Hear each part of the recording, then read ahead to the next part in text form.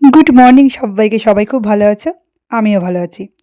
প্রতিদিনের মতো সকালবেলা নতুন একটা ব্লগ নিয়ে চলে এলাম। আর আশা করি আজকে ব্লগটা তোমাদের ভালো লাগতে পারে। রান্নাঘর থেকে কিন্তু ব্লগটা শুরু করে দিলাম। আর রান্না করা শুরু করে দিয়েছি। মাছের মাথা দিয়ে লাউ ঘন্ট করছি। লাউটা আমি অনেক দিন আগে কিনেছিলাম, রান্না কিন্তু আর করতে পারিনি। আমাদের বাড়িতে সবাই মাছের মাথা ছাড়া লাউ ঘন্ট খেতে চায় না। এক মাছের মাথা আর চিংড়ি দিয়ে খাই। আর চিংড়ি তো পাইনি, সেই জন্য কিন্তু মাছের মাথা দিয়ে লাউ ঘন্টটা করে নিচ্ছি। লাউটা কিন্তু আমি বাড়ি থেকেই কিনেছিলাম। আমাদের এখানে একটাই সুবিধা, কি বলো তো, সবজি কিন্তু বাজার থেকে কিনতে হয় না। সকালবেলা ভ্যানে করে সবজি যাই, সেখান থেকে কিন্তু সবজি কিনে নিই।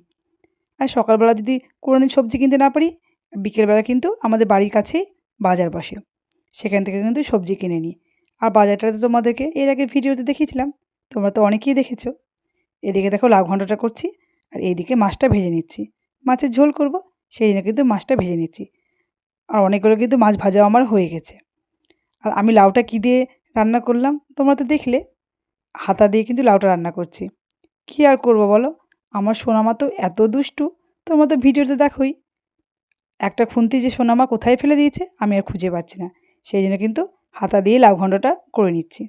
আর খুন্তি দিয়ে মাছটা ভেজে নিচ্ছি, আর তাড়াতাড়ি করে কিন্তু রান্নাটা করে নিচ্ছি। আর লাউ ঘন্টা তো আমার হয়েই গেল, আর মাছের ঝোলটা করব। আর কিছু রান্না করব না। আজকে আবার সন্ধেবেলায় বিয়েবাড়ি যাব, সেই জন্য বেশি কিছু আর রান্না করব না। লাউটা হয়ে গেলে মাছের ঝোলটা করে নিব, আর ভাতটা করে নিব, তাহলে কিন্তু আমার রান্নাটা হয়ে যাবে।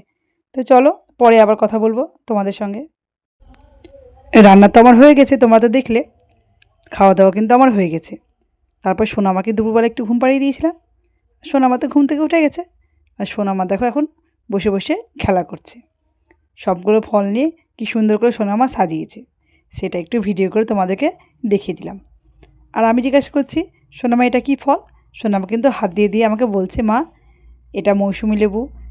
আর সবগুলো ফলের নামে কিন্তু সোনামা এক এক করে বলছে। আর এখন সোনামাকে আবার টিউশন পড়তে নিয়ে যাব। সেই জন্য বললাম, সোনামা তুমি একটু খেলে নাও, তারপর কিন্তু টিউশন পড়তে নিয়ে যাব। তারপরে সোনামা আসবে, তারপর তো বিয়েবাড়ি যাব। তোমাদেরকে তো গল্প করলাম যে সন্ধ্যাবেলা আমরা সবাই মিলে বিয়েবাড়ি যাব। আর এই দেখো, এখন সোনামা কিন্তু হাতে করে ফলগুলো নিয়ে দুষ্টুমি শুরু করে দিয়েছে। তার মধ্যেও কিন্তু আমি সোনামার দুষ্টুর মধ্যে কিন্তু সোনামাকে একটু পড়িয়ে দিচ্ছি কোনটা কী ফল। সোনামাকে জিজ্ঞাসা করছি, আর সোনামা কিন্তু বলছে। একদিকে ভালোই হচ্ছে, সোনামা কিন্তু ফলটাও চেনা হচ্ছে। আর এখন বললাম, সোনামা তুমি ফলগুলো গুছিয়ে রাখো, আর দেখি এখন কি করে। নিয়ে তো বসে আছে। আর সন্ধ্যা তো হয়ে গেল, এখন সন্ধ্যাটা দিয়ে দিব। তারপরে কিন্তু সোনামাকে টিউশন পড়তে নিয়ে চলে যাব। আর যতক্ষণ সোনামা টিউশন পড়তে যাবে না, সোনামা কিন্তু এরকম করে দুষ্টুমি করতেই থাকবে। আর আমাকে কিন্তু সোনামা বলছে, মা দেখো কী সুন্দর করে আমি ফলগুলো সাজিয়েছি। সোনামা কিন্তু টিউশন থেকে বাড়িতে চলে এসছে। তারপর কিন্তু আমরা সবাই রেডি হয়ে গেছি। তোমাদেরকে তো বললাম যে বিয়েবাড়ি যাব, সেই জন্য কিন্তু সবাই রেডি হয়ে গেছি। আর এখন সোনামার পাপা ডিউটি থেকে বাড়িতে এলেই তারপর কিন্তু সবাই মিলে বিয়েবাড়ি চলে যাব। আর আমার মোনালি মা কত বড় হয়ে গেছে, ও তো দেখছে পাপা ডিউটি থেকে আসতে দেরি হয়ে যাচ্ছে। পাপা ডিউটি থেকে এসে আবার রেডি হবে, সেই জন্য কিন্তু ও নিজেই বসে গেছে, গিফটটা সুন্দর করে প্যাক করে নিচ্ছে। আর আমি ওকে ওটাই বলছি যে কী সুন্দর তোর বুদ্ধি হয়ে গেছে রে। তো এ আমাকে বলছে, তো কী করবো বলো মা, পাপার তো আসতে দেরি হয়ে যাবে, তো আমি গিফটটা প্যাক করি। আমি বললাম, তুমি কি পারবে? ও বলছে, হ্যাঁ মা আমি পারবো। আর এইদিকে দেখো আমার দুষ্টুটাকে দেখো, ও নাকি দিদিভাইয়ের সঙ্গে কাজ করবে। কাজ তো করবে না, শুধু বদমাইশি করবে। আর ও যখন রেডি হয়ে গেছে, এখন তো আমাকে শুধু বিরক্ত করছে যে মা কখন যাবে, মা কখন যাবে। আর আমার দুই মেয়েকে দেখতে কেমন লাগছে সাজুগুজু করে তোমরা অবশ্যই কমেন্ট করে জানাবে। শোনো, আমার পাপা ডিউটি থেকে চলে এসছে। তারপর কিন্তু আমরা সবাই মিলে চলে এসেছি বিয়েবাড়িতে। আর কি সুন্দর করে দেখো বিয়েবাড়িতে সাজিয়েছে, সেটা একটু ভিডিও করে তোমাদেরকে দেখিয়ে দিলাম। অনেক কিছু কিন্তু খাবারের স্টল বসেছে। আর ওইদিকে দেখো কত ভিড়। আর আমরা কিন্তু ফুচকা পকোড়া অনেক কিছুই খাবার খেয়েছি।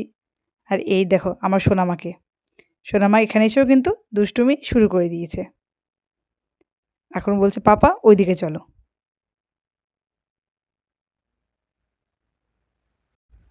এবার কিন্তু চলে এলাম খাবার খেতে। আর বেশি দেরি করা যাবে না, এমনিতেই কিন্তু আমাদের বিয়েবাড়িতে আসতে অনেক দেরি হয়ে গেছে। সোনামার বাবা ডিউটি থেকে এলো, তারপরে কিন্তু আমরা এলাম। তার মধ্যে আবার ফুচকা পকোড়া এগুলো খেলাম, সেই জন্য কিন্তু অনেক দেরি হয়ে গেছে। এখন কিন্তু 11:30 বেজে গেছে। আমরা কেবল খাবার খেতে বসলাম। আর বাড়ি যেতে যেতে কিন্তু 12টা বেজে যাবে। সেই জন্য কিন্তু আর দেরি করলাম না। চলো তাহলে এখন খাবারটা খেয়ে নিই। খাবারটা খেয়ে কিন্তু বাড়ি চলে যাব। আর আমি ভিডিওটা বড় করব না। তো বন্ধুরা, আজকের ভিডিওটা এ পর্যন্ত। যদি আমার ভিডিওটা তোমাদের ভালো লেগে থাকে তাহলে অবশ্যই কমেন্ট করে জানাবে। সবাই ভালো থেকো, সুস্থ থেকো। তোমার সঙ্গে দেখা হবে নতুন একটা ভিডিওতে।